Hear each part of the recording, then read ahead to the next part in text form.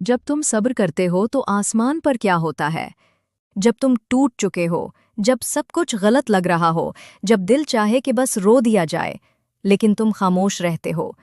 लोग समझते हैं तुम कमजोर हो, लेकिन हकीकत यह है कि तुम्हारा सब्र आसमान हिला देता है।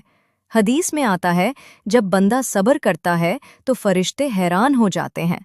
वो कहते हैं, या अल्लाह, ये तेरा बंदा इतनी तकलीफ में है, फिर भी शिकवा नहीं करता। और अल्लाह फरमाता है, लिख लो, मेरे बंदे के लिए वो अजर जो किसी पैमाने में नहीं समा सकता।